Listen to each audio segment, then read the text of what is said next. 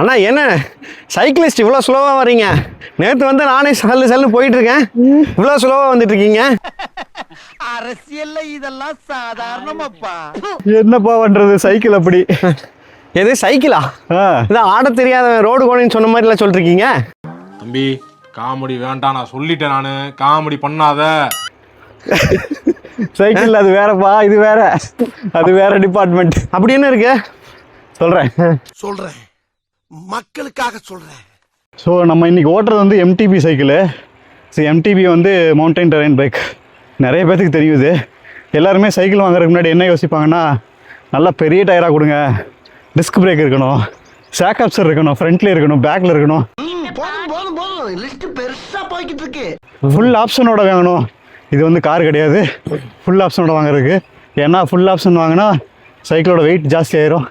சைக்கிளோட wait ஜாஸ்தி ஆச்சுன்னா நீங்கள் அந்த எஃபோர்ட் அந்த சைக்கிளோட வெயிட்டுக்கு சேர்த்தா போடணும்.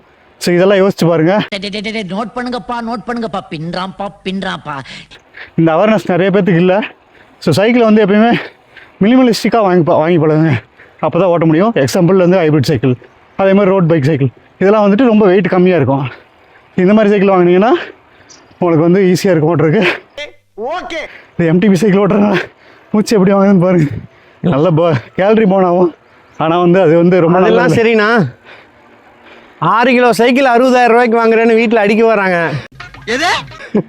சைக்கிளுக்கு மர்க்காடும் இல்லை ஒன்றும் இல்லை, 60,000 ரூபாய்டா அந்த சைக்கிள்னு சொல்லி அடிக்க வராங்க. சைக்கிளை பொறுத்த வரைக்கும் மினிமலிஸ்டிக்காக ப்ரொடக்ஷன் பண்ணணும் அப்படின்னா காஸ்ட் ஆகதான் செய்யும். அந்த காஸ்ட் நம்ம கொடுத்து தான் வாங்கி ஆகணும். ஓகே, வேறு வழி இல்லை. நான் ஏன் வெயிட் குறையிறப்ப ரேட் அதிகமாகுது, என்ன ரீசன்?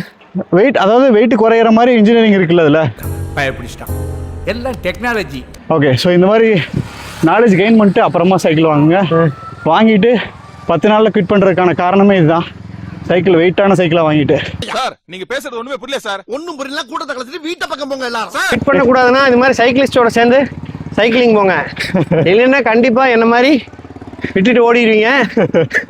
இப்போ பாருங்க, அண்ணன் கூட சேர்ந்தனால சக்ஸஸ்ஃபுல்லாக இன்னைக்கு 8வது நாள் ஓட்டிகிட்டு இருக்கோம். ஓகே, கிட்டத்தட்ட 200 கிலோமீட்டர் கவர் பண்ணியாச்சு. கண்டிப்பாக முடிச்சிடுவோம் இந்த மாதம் 750 கிலோமீட்டர் டார்கெட்டை. ஓகே, ஆனால் டெய்லி ஒரு இன்ஃபர்மேஷன் சொல்லிருக்காரு யூஸ்ஃபுல்லாக.